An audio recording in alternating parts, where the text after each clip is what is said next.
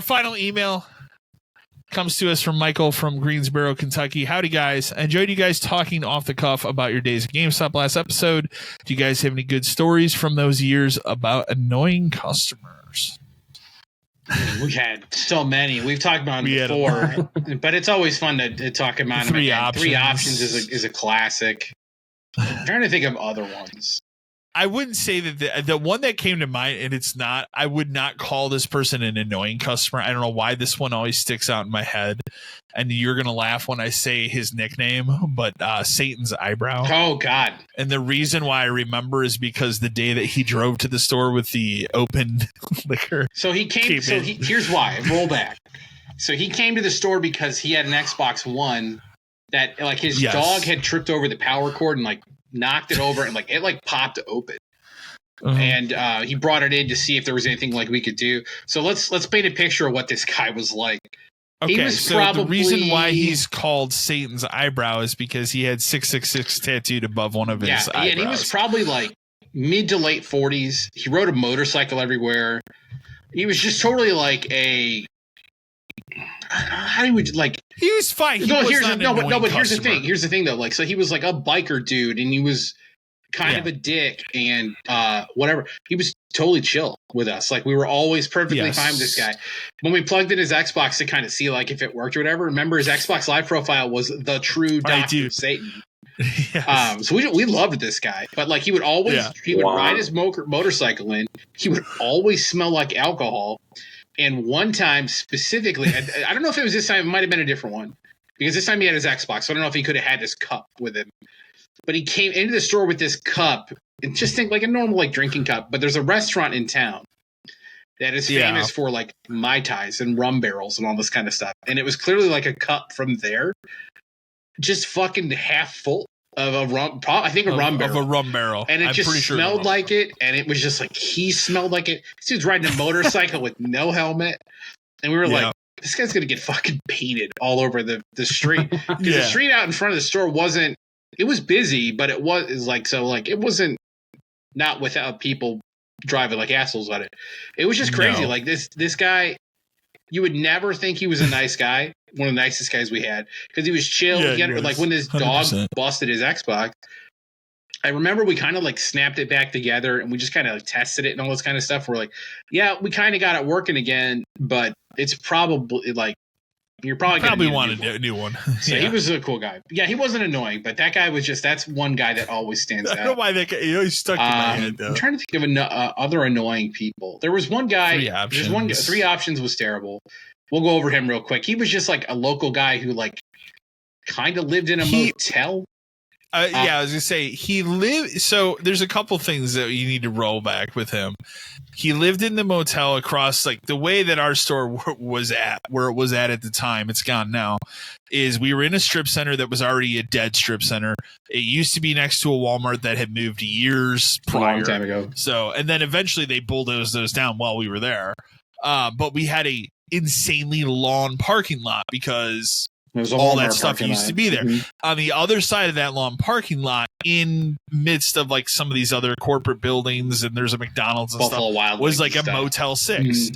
And that where this guy resided for a while, he definitely had a hygiene problem, so he smelled. Mm-hmm. At some point, he ended up getting a girlfriend of some sort, married. And it would get to the point. I think they did get married. You're right, but it would come to the point where they would come in, and whatever money they had scrounged up from the week doing who knows what at the time. We're talking quarters. We're talking like maybe dollar bills. They would literally stand in the store and they would argue as a couple. Well, should we get these games or should we eat today? Or do laundry? Good Lord. And I'll tell you right now, they never chose do laundry. No, that's the one thing that was never on the table. But he was the kind of guy. He was the kind of customer who we've talked about this a lot too. But like obviously, we open new games to put them on the shelf. If we don't, people would steal them. So your options as customers are either you can look at a game case or you can never look at a game case. And you know, like it was a necessary evil at the store. We didn't like doing it either, but at the same time, I also don't really give a fuck. So, but this guy would complain every single time. Like to the point where if the game he wanted to buy was a gut copy, because he wouldn't buy used games, but if the game he wanted to buy was a gut copy, I would just tell him it's gutted. You're not going to want it. I can't believe you guys do this. Why doesn't he would sit there and try to come up with ideas like, why doesn't your company do this? It's like, I don't know, man. You live in a motel. Like, I do think you went into paint on it once with him of like, do you realize how much money it would cost his company if we printed up box art for he wanted us to immediately stop what we were doing, put everything back, and print box art for everything. He thought we could do that on site. Yes. Just print box art for everything. It's like, man, you want to know how this at a time when GameStop was successful. They probably had 4,500 stores. Like, they're not going to do that easily, because guess what? They can open a copy of a game and put it on a shelf. For sure. Now, when they wanted me to got 4, 5, 6 copies of stuff, I wouldn't do that. But no, I never saw the inherent evil of opening one copy of something, unless it was like the only copy of something we got. And for a while, we would wait a day. If it was like the one copy of something we got, we'd put it behind the counter for like 2-3 days, just in case somebody would come in to buy. Because there's always lot of games. There's always one person who'd be like, "You have X game that no one would ever reserve." Yeah, we have one. But he was terrible because it was just every time it was a fight. And then he would come in and he would trade in stuff like DS games without cases or Switch games without cases. So all the time. Ginger. I'll edit it. You're fine. Continue. So yeah, he would the same kind of customer who would like mean that I have to do this is the guy who's complaining about it. He just, and it was like multiple times a week. It was the worst part is because of where he lived and where the parking lot was. You could see him coming. Seemed like, that was the worst part is like, especially if it was like the dog days of summer where it was dead and we were standing there in the afternoon and then you just see like the silhouette. The shadow. It's like, oh, fuck. Who's going to deal with him today? Yeah, whoever saw him first would generally like leave. Yeah, then somebody else would go in the back. Like, I'm not doing this right now. He was pretty bad. You would have the people that you definitely have the people that would be looking for like I'm thinking of one family in particular. We won't use names, but remember they were very hard about the collector's editions of Call of Duty. You know what I'm talking about? Okay. Yeah. They didn't really, to be fair, they didn't really come to our store. No. Usually they would go to the other ones. They really didn't come to us. We had to deal with them 1 year, and that was because a specific manager at the other store sent them to our store to reserve something. Yeah. And every year without fail, what the thing was is they would get whatever the collector's edition was. Like, remember 1 year it was an RC car. 1 year it was, whatever the night thing vision was. Goggles. That thing would always be fucking broken because somehow. He would break it. Yes. And then they would be immediately back complaining about how they need to get a replacement. Every time they would bring that to me, I'd be like, you need stuff. to contact Activision. There one time, I remember one time they came to me with the RC car. And I think this is when I was working at the first store I worked at. And they were like, it doesn't work. Well, the batteries and blah, blah, blah. And I remember like flipping it over and the kid had like stripped the screw. And I told him, I was like, you stripped the screw. No, I didn't. I said, it didn't come from the factory like this. You have an issue with this, you need to contact Activision. They were terrible. They would reserve, cancel, move it, reserve, cancel, move it, reserve, cancel, move it. Absolute fucking nightmare people. And you want to talk about people who didn't shower? The mom. Terrible, terrible woman. Just nobody ever wanted to deal with her ever. Awful. Who else do we got? There's one type of customer, and there's one guy in specific. He would come in every so often, who would every fucking time without fail would ask me to recommend him a game on PS3 or PS4. All those, and it would be like, and because I know you. We already went through this conversation last time for 20 minutes and he didn't buy anything. Like, it's every time. And because it would be the thing where it's like, what kind of games do you play? Well, I play Skyrim. And Skyrim's like the only game I play. Then you try to go through those. I played that. I hate it. I played that. I hate it. He hated everything else. It's like, it literally got to a point where I told him, I guess you're done. And he thought it was a joke. And it's like, I'm not joking. If there is nothing if I can recommend you 20 things and you've hated all of them, you're done playing video games. It's over. Yeah. They've decided you're not a customer anymore and they don't want you. Yeah. Goodbye. Fucking awful. I remember the one guy, and he come into our store too. And I only bring this up because of because of the funny story that goes along with it. But he'd come in, and he was one of those two that would talk to you a little bit too much. You'd have those. The typical customer come in like think that they're your buddy. Some of them are fine. Some of them aren't. Some of them are not. This one in particular, and the reason I bring it up, I don't think we've told the story on the podcast. We had a group of friends that not only worked at our store, but worked at other stores. My best friend and he worked at a different store. We decided to go. I want to say the movie was the 4th Transformers movie. I think it was the 4th one. And we went. It was like me, my buddy who worked at a different store, and then another person that worked at our store. And we're in the parking lot of the theater, and we're getting out. And that particular customer, who went to both of our stores, by the way, happened to show up at that theater. And this was right when they started doing the assigned seatings at theaters where, like, you buy a ticket. You know how it is now. You buy a ticket, you sit in the seat. This is when that first started happening. And that's important to this story.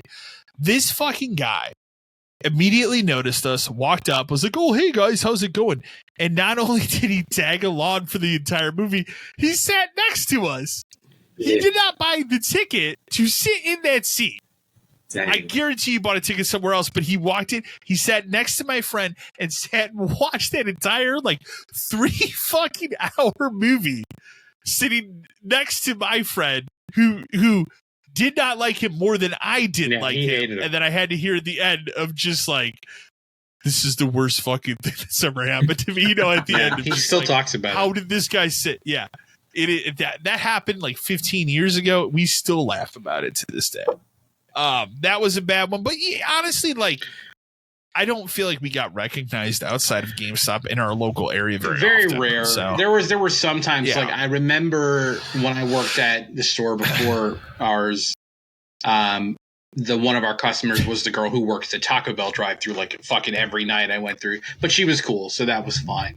If I ever saw someone outside a thing, I would look away. I would walk away. I don't want to get into a conversation with you at all. We're not. Yeah. This is a job. I'm not your friend. I don't give a shit. And if I talk to you in public, I may say something I regret. In which case, somehow you'll get me in trouble for that, even though we were outside of work. But I mean, the thing is too is there's a lot of people we hated. People are just assholes. People who don't understand what trading is or return policies. People who just fucking go off. The scammers who it's I want to buy a new PlayStation and a new Xbox and a new Switch. I'm going to use this card. This card feels fake. It feels like it's made out of cardboard. Well, you're not going to bring them out here so I can. No, man, we keep those in the back and ring them up. This card didn't go through. I'm going to go get my new card out of my car. Then it disappeared. Those are always my favorite. You. I gotta go. Then we call the other store people funds around. Hey, heads up! These 3 people are coming. They're going to do it. Yeah, we get those calls and we scammers, make those calls thieves. All the time. We ever got hit with anything like thievery? It was usually controllers, and that's why we stopped putting some of that stuff on the floor. And then I get yelled at. Why aren't these out there? Because they were stolen last time. You need to put them out there. No, I don't. They can be behind the counter. So they get stolen? Because a lot of times people are looking for a controller. You know what they do? They come in the store and they go up to the counter and say, "Hey, I'm looking for a controller." They don't look around for one. They're all behind the counter. The problem with that place, 10 years ago when we were there, is it was still very much we're corporate. We know better. And none of them fucking knew a thing about anything at all. No. DMs don't know how to fucking work in a store. Regional's even worse. I would have killed. Ours would threaten every time, I can log in at any time and do this, and then the minute we get busy, I gotta get Our LP guy tried to help somebody once, and I had to fucking tell him to go away. I remember that. Fuck, what was his name? Kevin, he was trying to help somebody, and I was it was me, the DM, and him, and I saw he was hard to help somebody, and this guy was a big, stupid asshole who luckily I could manage because Kyle knows one of my best skills at retail and ever, I can bullshit anybody about anything, especially my boss.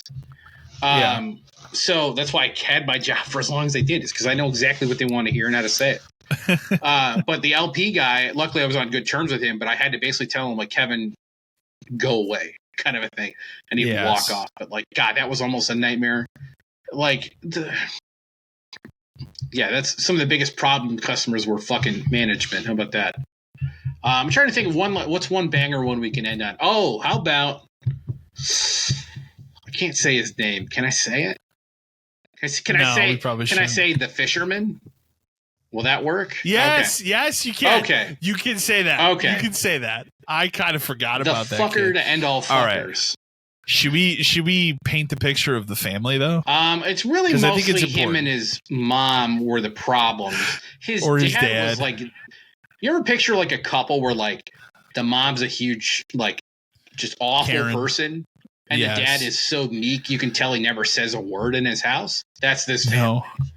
No. He would come in anytime he would see him, he would just stand at the end of the counter and like lean on it, and he wouldn't say a word. But so this kid had to be like, I mean, it started when he was probably 10 or 11, because I dealt with him before. Yes. I dealt with him so much that when we got caller ID, it was a godsend, because I would just pick up the phone and hang it up and put it back down. And he would try to call like 6-7 times in a row. Every time they would call, I'd be like, nope, we're not answering. Don't answer it. Mute. And then they would come and be like, you're not answering your phone. We were busy. Yeah, sorry. Yeah. This kid's a grade A fucker. Liar, thief, manipulative to his parents. Like, it was just crazy. He would lie. He would do something bad and blame us, and then tell his mom, and his mom would tell on us. Should we? We'll do it. Discuss we'll do it. The porno disc? We'll do the big one. So one day, I got a phone call from the DM, and it was and he's like, "This is a serious thing." It was a Sunday. Yeah. That's why. It's a serious thing. So I was like, okay. So I went in the back and I took the phone call. Well, customers saying that they bought this game and there was a porno disc in it. And I'm like, what? Like, in the case, it was the game and a porno disc in it. And I said, it was hidden behind the instructions. Yeah, whatever. Manual. It was in the case.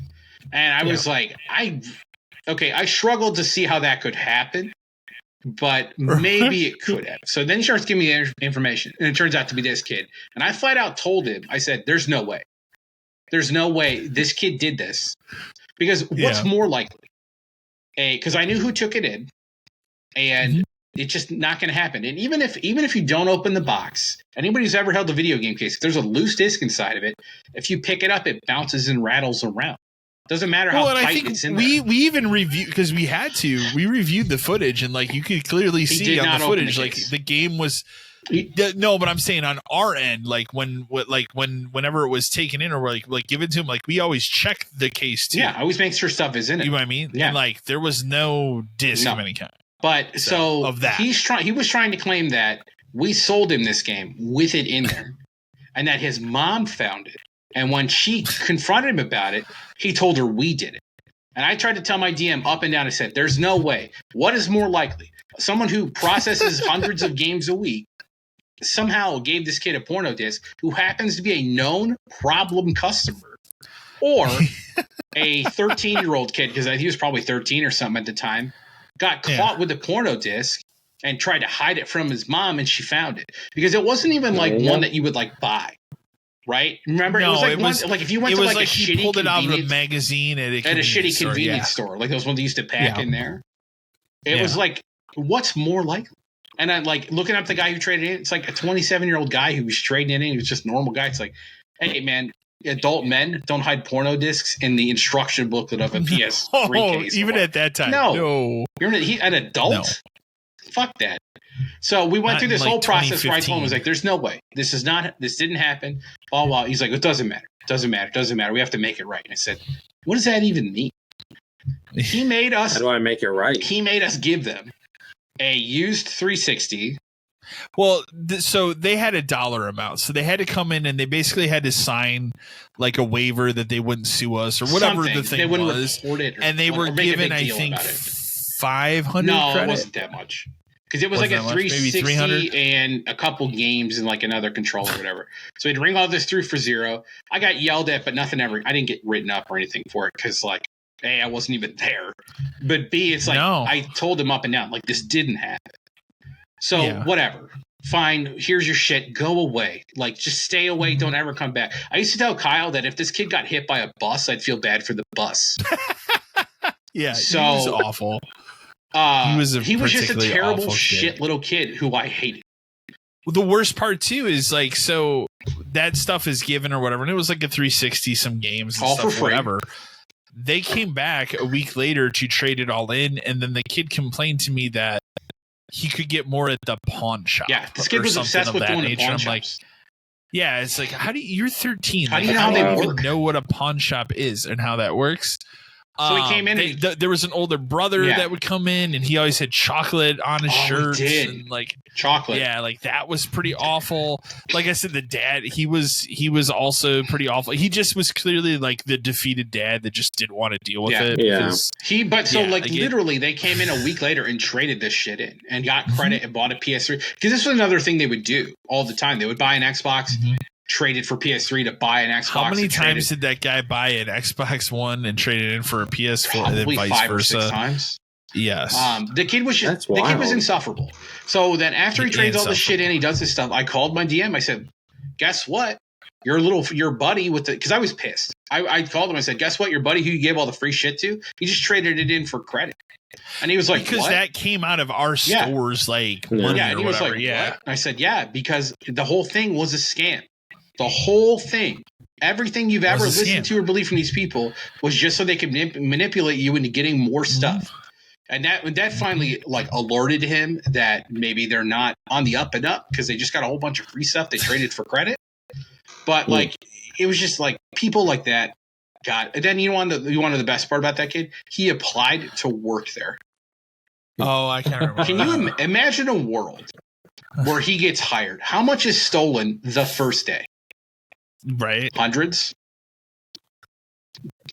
Right. Cash and game. Like there's very few people at that store I really wish would die. And yes, a teenage kid was one of them. Yes. No, that kid, he was absolutely awful. Eventually, I think as we got later into it, like before we left, he ended up like visiting the other store more frequently than ours, thankfully. Burger King or something, and it was Wendy's. Because my buddy would go to that Wendy's all the time. It's gone now. And then he went one night and it was like that kid was working the drive-thru and he's like, I'm fucking out of this. Like I'm not going back. So one on that banger. One on that. I'm trying to think. One other one came to my head, but we'll save it for another time. But yeah, that kid. Fair. By far one of the worst. Fuck that kid. One of the worst.